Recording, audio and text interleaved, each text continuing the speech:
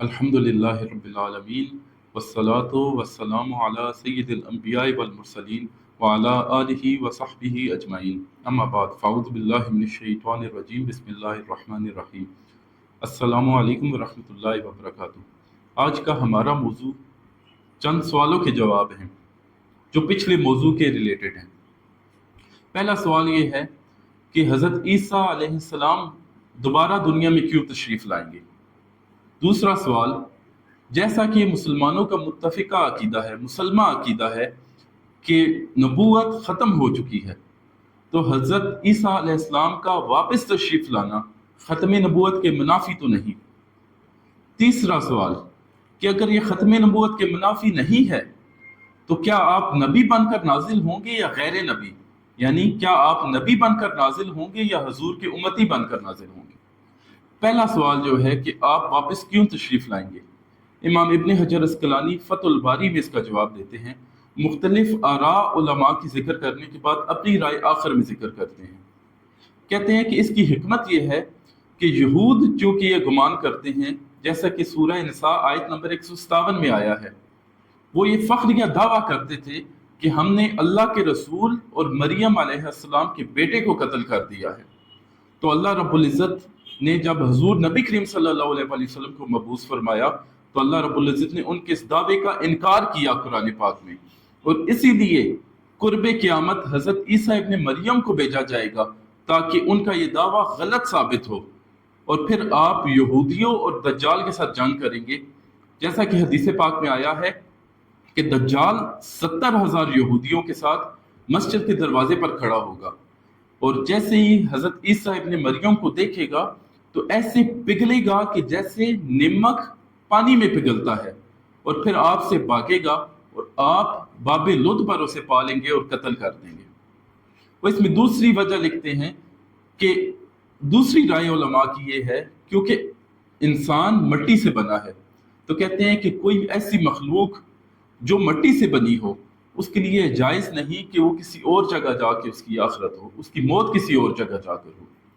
और तीसरा कौल ये लिखते हैं, और ये सीग़ा तमरीज़ के साथ लिखते हैं, कि कहा जाता है कि जब सैयदना ईसा इब्न मरियम ने हुजूर नबी करीम सल्लल्लाहु अलैहि वसल्लम की उम्मत की शान देखी तो आपने दुआ की कि ए अल्लाह मुझे भी इस उम्मत में से बना दे। तो अल्लाह रब्बुल इज़्ज़त ने आपकी ये दुआ कबूल फरमाई, और इसीलिए अल्लाह रब्बुल इज़्ज़त आपको कुर्बे क़यामत भेजेगा।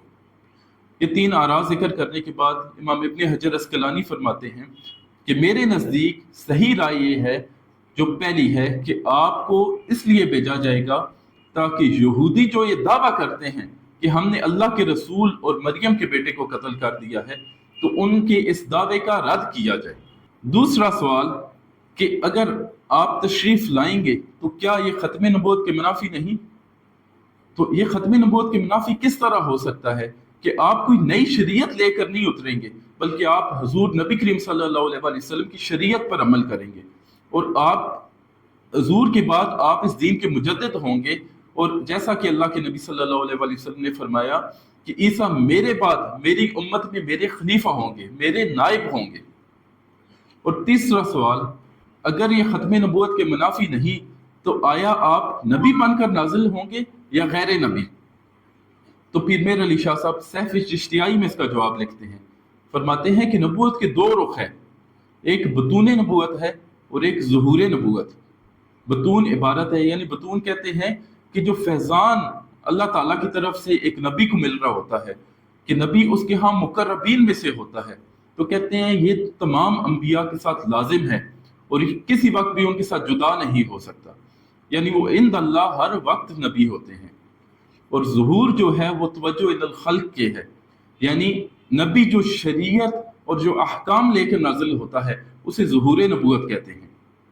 तो फरमाते हैं कि जिन लोगों ने यह जवाब दिया है कि आप नबी बनकर नाजिल होंगे, उनकी मुराद ये है कि आप इंद अल्लाह नबी होंगे, और जिन्होंने ये जवाब दिया है कि आप गैर नबी बनकर नाजिल होंगे, उनकी मुराद ये है कि आप कोई नई शरीयत लेकर नाजिल नहीं होंगे, बल्कि आप हुजूर नबी करीम सल्लल्लाहु अलैहि वसल्लम की शरीयत पर ही अमल करेंगे।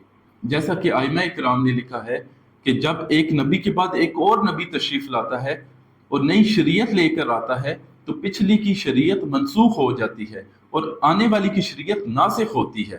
اسی لیے اللہ کے نبی صلی اللہ علیہ وسلم نے فرمایا کہ اگر آج موسیٰ بھی موجود ہوتے تو ان پر بھی میری شریعت کے بغیر عمل کرنا جائز نہ ہوتا۔